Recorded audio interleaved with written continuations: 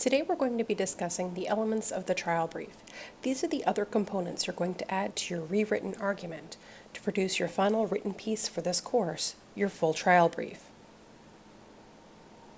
As we discussed earlier, the trial brief has many similar components to that of your memo that you wrote in the fall and earlier this semester. The elements of the trial brief include a caption, a title, the introduction, preliminary statement, or procedural posture. You'll find different jurisdictions and different attorneys will use different terms for this element of the brief. A statement of facts, the argument, which you've already written, but now we're going to talk about how to put in persuasive point headings. And finally, a conclusion. Let's talk about the caption. The caption is the equivalent of the heading that you put on your memo.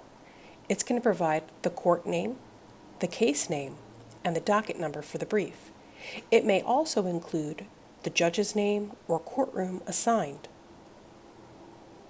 Here's an example, a partially filled out example, of the caption you might include on your trial brief for this case.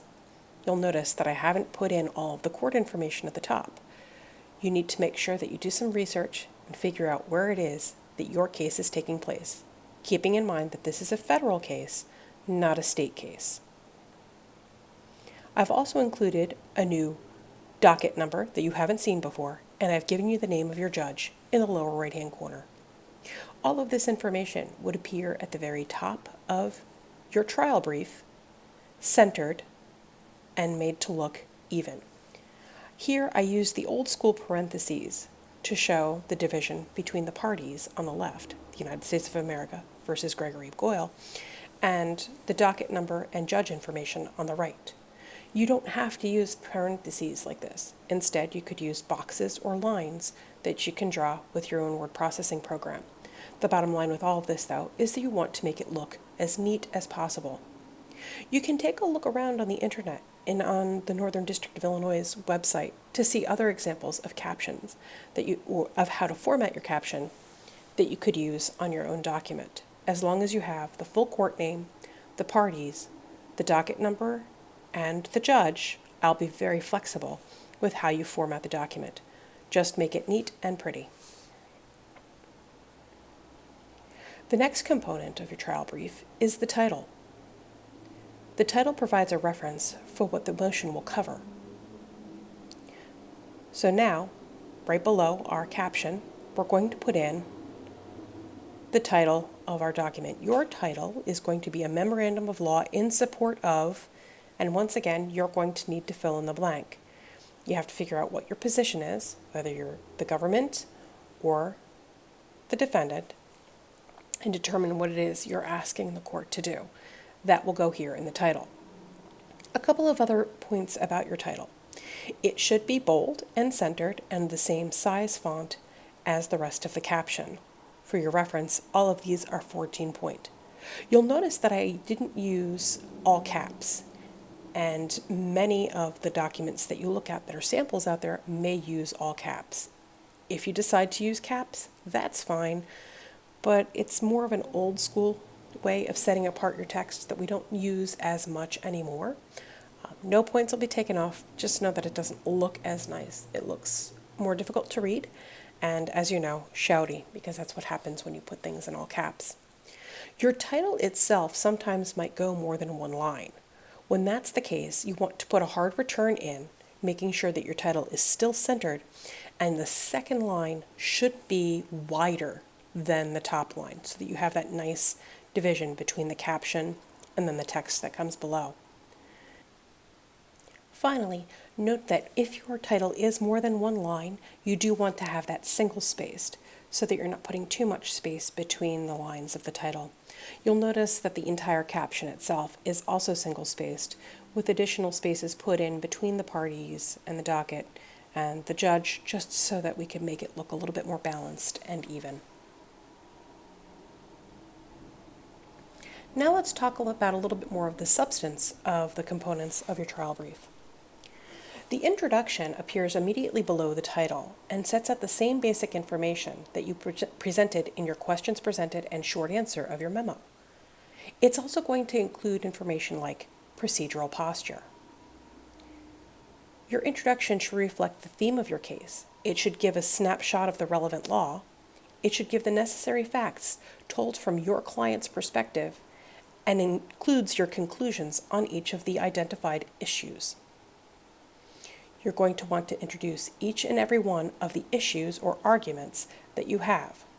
That is, if you have a point heading, that's an issue, and it should be revealed and concluded in your introduction. Here's an example of an introduction as modified from the Red Book, Garner's Red Book that is, on pages 453 to 55. Take a moment to read it through.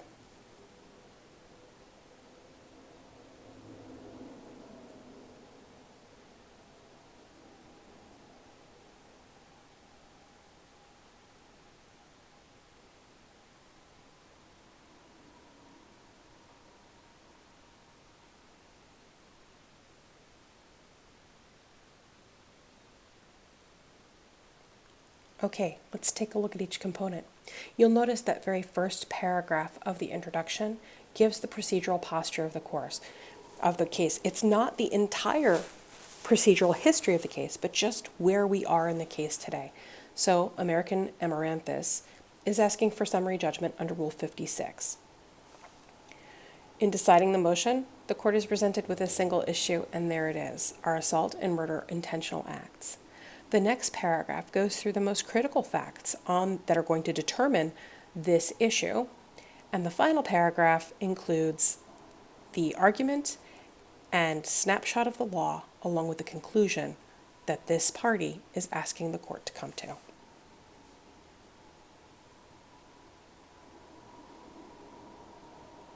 The next component is something that we're going to delay talking about until March 24th, and that is the persuasive statement of facts. You did write statements of fact for your memos, but now we're going to talk about how we can make those statements of fact tell a little bit more of the story, be a little persuasive without overtly beating the reader over the head with your point of view. So in preparation for that, I'd like you to please read Goldilocks, and we'll have a fun exercise to go through on Friday.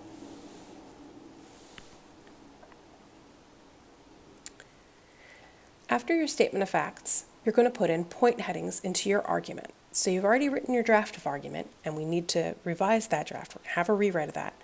But you are also going to need to consider whether or not you need to put in point headings to help guide your reader through what you've written. Point headings in an argument are different from point headings in a discussion because now not only are we going to assert what our conclusion is, we're going to help explain it with specific, necessary facts. Headings are still going to be generally shorter, and they need to focus on the narrow issue immediately below the heading. A good test for whether or not you have persuasive point headings is to take them out of the document, and if, when taken out of the document, they persuasively present your argument placed next to one another, a short outline of that argument that is, then you're doing it right. In a point heading, you might reference statutes and specific language from statutes, but you're not going to actually provide any case citation or case discussion inside that point heading. Let's take a look at a couple sample headings. Let's compare 3 different headings and determine which one would be the most appropriate to include in an argument section of a trial brief. The first example, the appellant clearly waived the attorney-client privilege. 2. The appellant waived the attorney-client privilege by disclosing it. 3. The appellant waived the attorney-client privilege when he sent the allegedly privileged document to 2 of his business associates. Which one of these would you most likely write in your memo? Did you pick one? Well, aside from using the word clearly, which we all know will result in me taking a red pen and drawing a big X through it, number 1 is the type of heading that we might have included in our memos. It just simply announces the conclusion you have for that section. But because an argument point heading requires us to back that up with some more information, some specific facts, we know we can eliminate number 1. So now let's take a look at number 2 and 3. Both of them provide some explanation, a because clause, if you will, for your conclusion. But there's still a problem with number 2, isn't there? How did the appellant waive the attorney-client privilege? By disclosing it. Disclosing what? What's it? So here, the problem is imprecise facts or imprecise support in your because clause. So we can eliminate number 2. The best choice for heading is the appellant waived the attorney-client privilege when he sent the allegedly privileged document to 2 of his business associates.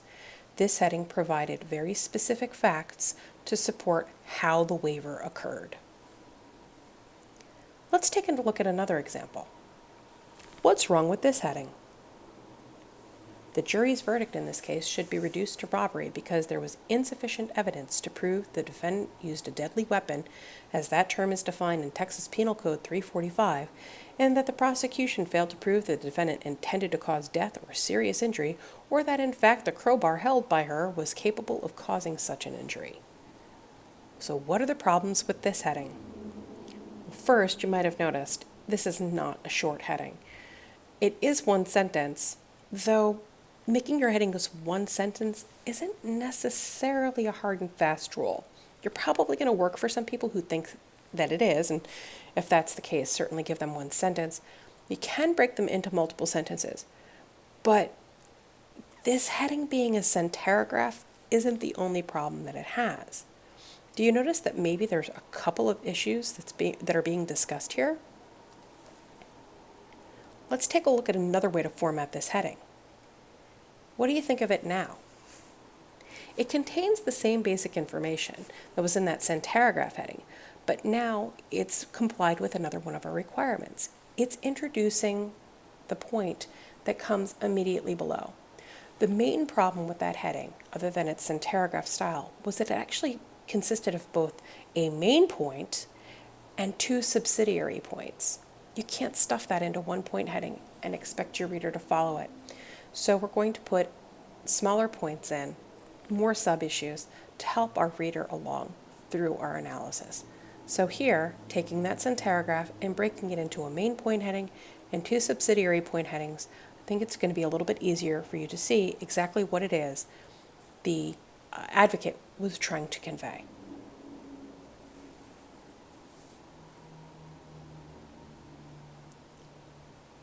Let's take a look at another 2. Let's compare 1 and 2 here. This court should dismiss Smith's complaint for negligence because it does not state an adequate ground upon which relief could be granted. Or 2. This court should dismiss Smith's negligence claim because plaintiff failed to allege facts establishing that who had a duty to protect the plaintiff from the intentional acts of third parties. Which one do you think would go best in an argument section of a trial brief?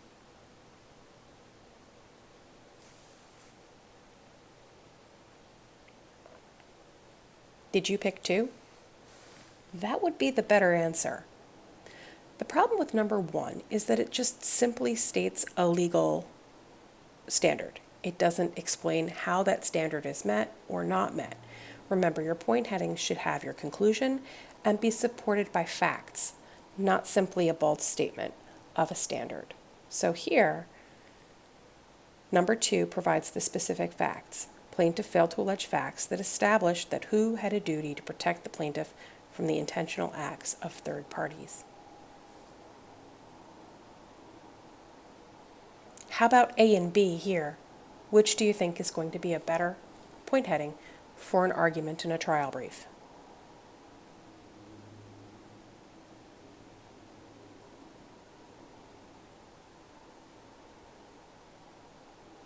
B is the better choice. The problem with A is that it doesn't provide any specific facts once again. It just says that it's warranted by the evidence. Well, that's all well and good, but isn't that the main point you're trying to make?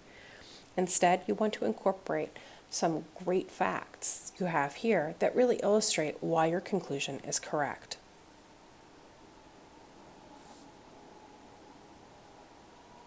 Let's take a look at yet another one. The court has jurisdiction over Snodgrass because she had substantial business dealings here.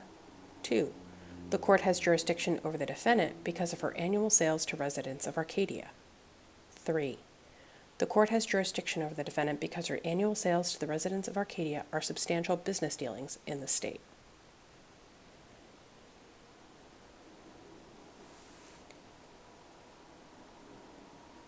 The best heading is actually Roman numeral 3. Let's break that down a little bit more. What's wrong with number 1? Court has jurisdiction over Snodgrass because she had substantial business dealings here. Snodgrass is presumably the name of the defendant. It's okay to include Snodgrass, so that's not really one of the problems here. The problem here is that it, again, just announces a broad legal term or a broad legal issue that's going to have to be proved, which is, are there substantial business dealings? It doesn't provide any specific facts. It just gives us a broad legal conclusion. So it's lacking of a cause clause. Number 2, the court has jurisdiction over the defendant because of her annual sales to residents of Arcadia. Well, that may be the case. Those are giving me some facts to help my because clause, but it's not doing what number 3 does, which is connecting both the facts and the legal conclusion that I want the court to draw together. So remember, your point heading should be announcing your conclusion for that particular issue. It can and probably should include the legal conclusion that you want the court to draw, and it needs to be supported by specific facts that prove your conclusion. We want to keep them short, keep them single-spaced, and it's okay to use more than one sentence so long as the overall effect is still to have no more than 2 to 3 lines of single-spaced text as your heading.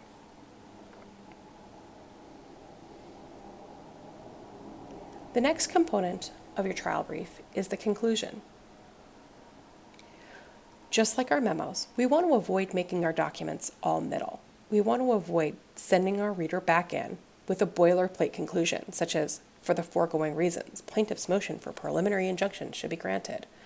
What's the point of including that? How does that actually help your reader understand what it is you want? Remember that tired judge or that tired reader who's very frustrated, can't figure out what you want, and maybe they'll jump to that conclusion just to see if you could summarize what it is you're asking for and why in the last page. So let's make that area count. Do briefly sum up your argument here. Do tell the decision maker what you want him or her to do and why. And as part of this, you're going to recapitulate your main points concisely. No vague references to reasons discussed above. That's what makes your document all middle. If we're going to bother putting in a conclusion with a nice separate heading, we might as well make it count. Here's an example of a good conclusion from that same sample brief in your Red Book, Garner's Red Book. American Amaranthus should prevail in its declaratory judgment action because Warren's allegations of assault, attempted murder, and negligent assault are not covered by Finley's policy. Regardless of whether any of the claims might be true, they are not covered because they allege intentional acts that could not possibly be accidents. American Amaranthus should not be required to defend Finley because A, its duty to defend arises solely from the allegations of the complaint, and B, Warren has failed to allege an accident covered under the policy. American Amaranthus asks this court to grant judgment as a matter of law. You can see that this conclusion tells the court exactly what the proponent wants it to do and gives the main reasons why. It's short, it's just a paragraph, but it does sum up the entire document, the entire brief, and gives the judge, in a nutshell, or an elevator pitch, if you will, for why you should win. The final components of your trial brief are actually part of the conclusion. You need to conclude your trial brief with a signature block and a date. The signature block is kind of like the signature block you'd have on any professional letter. It's set off towards the right-hand side of the page and starts off with a closing, such as respectfully submitted. You'll see that you have one big long line here. That's not a blank that I need you to fill in with other information other than your actual signature. make sure that you do sign or put something in that space. A \S will show me that you have actually signed this document on your electronic version. But that line needs to be printed there, and there needs to be some sort of signature on there. Do not write your own name here. Use a pseudonym. You can sign your ID number. You could just make a chicken scratch scrawl. I don't care. I just want you to show me that you understand my signature goes on this line. Below that, you're going to have to fill in attorney for, and this is a blank that does go away and is replaced instead with the party that you represent. Are you representing the United States? I'll be the attorney for the United States, or attorney for Gregory Goyle. Okay. Attorney name and in parentheses number. Once again, do not put your actual name here. Put in a pseudonym. For attorney number, you will have one when you're admitted to the bar, and that will have to go on to every pleading, motion, or document you file with the court. But for now, the number that you could put in parentheses is your student ID number. Put in an address, make one up, it's fine. And put in a phone number, again, made up one is fine. As I mentioned, it is set up, that signature block is set up kind of like the closing of a letter.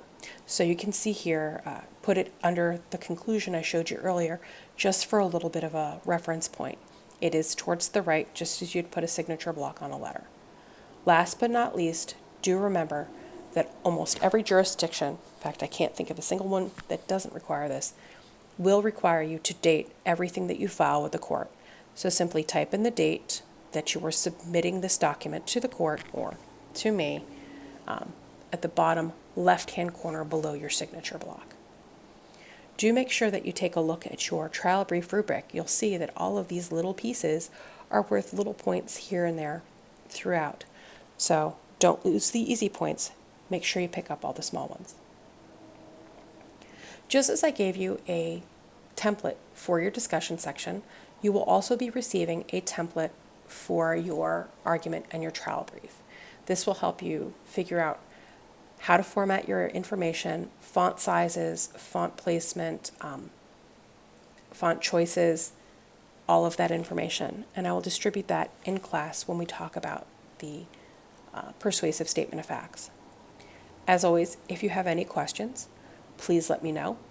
Come in for office hours or drop me an email. I will also open up class with any questions you might have about the trial components, trial brief components, and we'll answer them gladly. I hope everybody had a fantastic break and you're ready to have this final push into the end of the semester. Keep it up, guys.